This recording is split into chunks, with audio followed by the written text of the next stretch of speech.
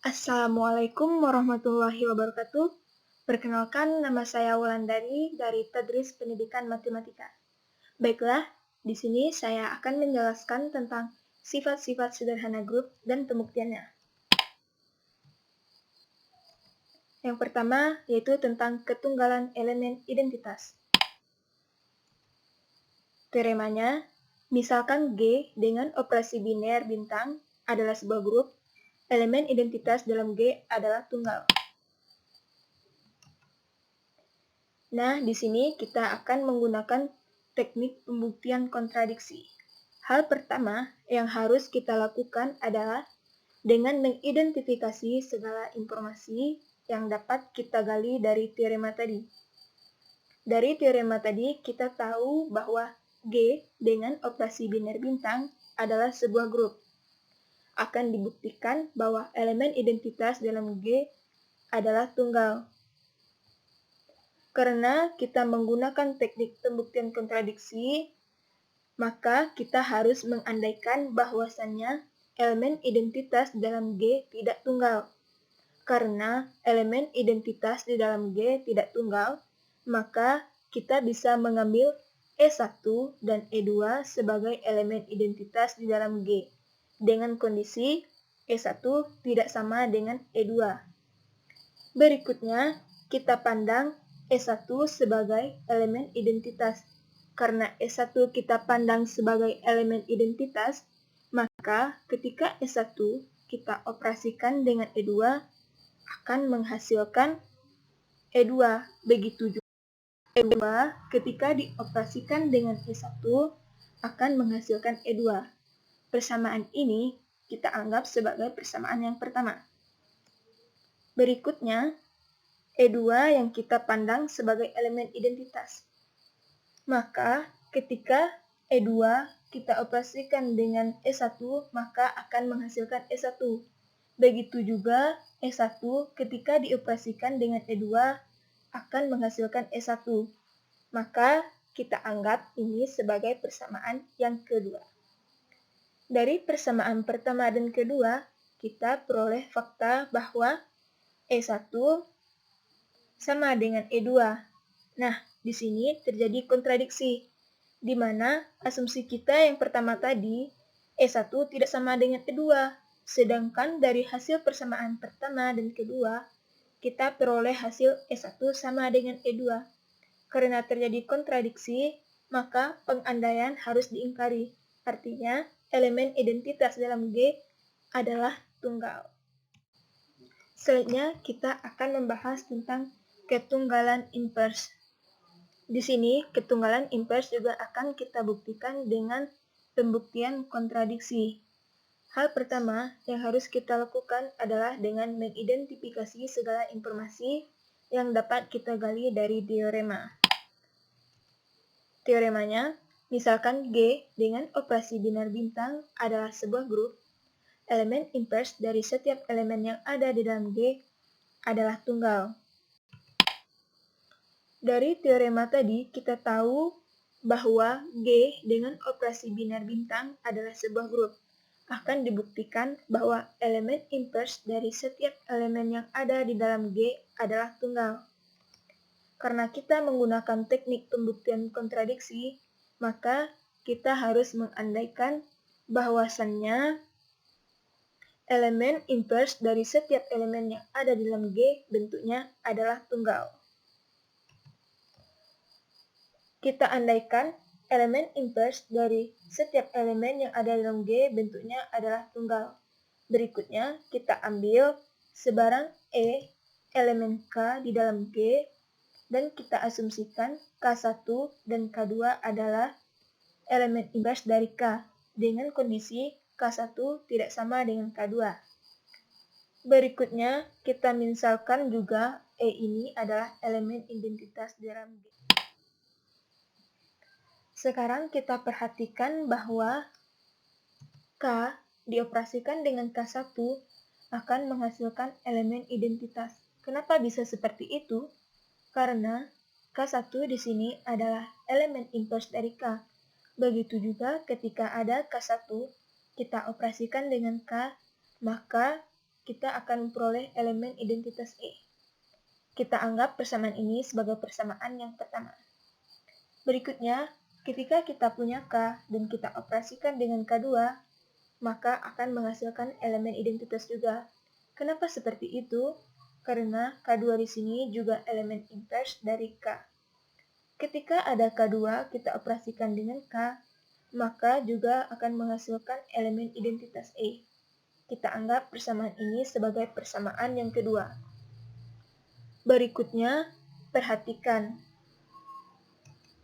K1 kita operasikan dengan E, maka akan menghasilkan K1. Mengapa bisa seperti itu? Karena E di sini adalah elemen identitas. Perhatikan persamaan pertama dan kedua. Kita akan mengubah persamaan K1 sama dengan K1 bintang E dengan persamaan yang pertama dan yang kedua, hingga memperoleh hasil seperti K1 sama dengan K1 bintang E, sama dengan K1 bintang K bintang K2. K bintang K2 kita peroleh dari persamaan yang kedua, sama dengan K1 bintang K bintang K2. K1 bintang K kita peroleh dari persamaan yang pertama, sama dengan E bintang K2, sama dengan K2. Nah, terjadi kontradiksi. Karena terjadi kontradiksi, maka pengandaian harus diingkari.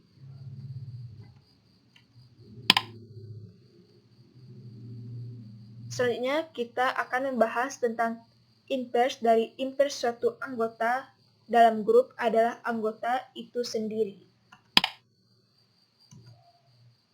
Teoremanya, misalkan G grup untuk setiap A elemen G berlaku A inverse sama dengan A. Pembuktiannya, misalkan G grup ambil sebarang A elemen G, akan dibuktikan A inverse sama dengan A. Berdasarkan definisi inverse suatu anggota, maka diperoleh A inverse dikali A sama dengan E, merupakan persamaan yang pertama. Dan A inverse dikali A inverse sama dengan E merupakan persamaan yang kedua. Maka A inverse dikali A sama dengan A inverse dikali A inverse. Selanjutnya, tiap ruas kita kalikan dengan A. Maka A dikali A inverse dikali A sama dengan A dikali A inverse dikali A inverse. Maka di sini kita kelompokkan dan berlaku sifat asosiatif. Maka terjadi A dikali A inverse dikali A sama dengan A dikali A inverse dikali A inverse. Sama dengan E dikali A sama dengan E dikali A inverse. E kita peroleh dari persamaan yang kedua, yaitu A inverse dikali A inverse, di mana A inverse yang pertama merupakan inverse dari A. Maka menjadi A sama dengan A inverse. Maka berlaku di sini sifat identitas. Maka teorema yang pertama terbukti bahwa A inverse sama dengan A. Selanjutnya kita akan membahas jika G adalah grup dan untuk setiap A dan B elemen G maka akan menjadi A dan B inverse sama dengan B inverse dikali A inverse. Teoremanya, misalkan G grup untuk setiap A dan B elemen G berlaku A kali B inverse sama dengan B inverse dikali A inverse.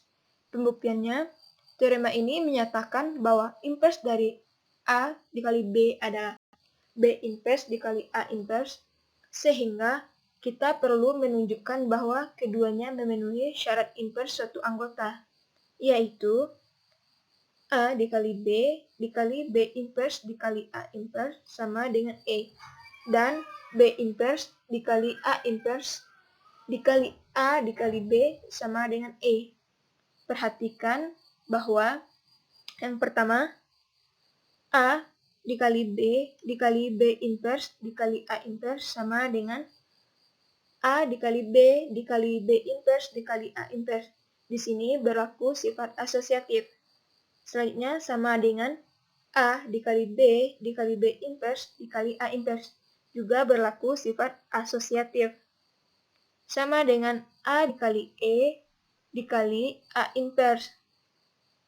E berasal dari B dikali B inverse atau B dikali inverse-nya, maka menjadi E atau unsur identitas. Sama dengan A dikali A inverse.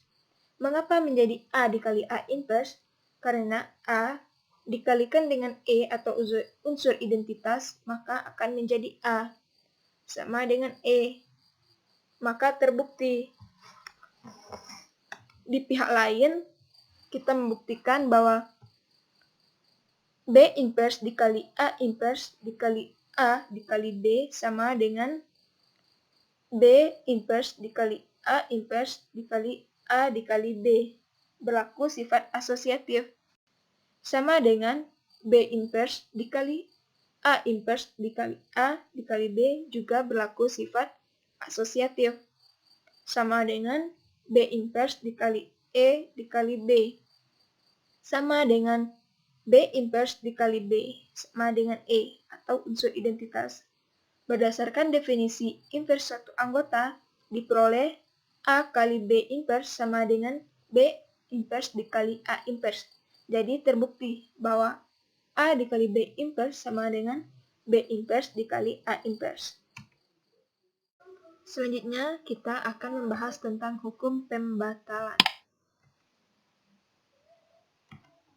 Teoremanya, misalkan G grup dan A, B, C sebarang anggota dari G, itu yang pertama jika A, B sama dengan AC, maka B sama dengan C. Yang kedua, jika B, A sama dengan CA, maka B sama dengan C. Pembuktiannya, misalkan G grup, ambil sebarang A, B, C elemen G. Bagian yang pertama atau bagian A diketahui bahwa A, B sama dengan C, maka akan dibuktikan bahwa B sama dengan C. Perhatikan bahwa AB sama dengan AC, sama dengan A inverse dikali AB sama dengan A inverse dikali AC, di mana A inverse merupakan inverse dari A. Selanjutnya, A inverse dikali A dikali B sama dengan A inverse dikali A dikali C, di mana di sini berlaku sifat asosiatif. Selanjutnya, menjadi E, B sama dengan EC, di mana E merupakan unsur identitas dari A inverse dikali A. Maka di sini dapat kita buktikan bahwa B sama dengan C. Kemudian bagian yang kedua atau bagian B diketahui BA sama dengan CA. Akan dibuktikan B sama dengan C. Perhatikan bahwa BA sama dengan CA. Menjadi BA dikali A inverse sama dengan CA dikali A inverse, di mana A inverse merupakan inverse dari A. B dikali A dikali A inverse sama dengan C dikali A dikali A inverse. Maka akan menjadi B dikali E sama dengan C dikali E. Maka di sini juga terbukti bahwa B sama dengan C. Oke, cukup sekian pembahasan kali ini. Semoga bermanfaat. Bye-bye.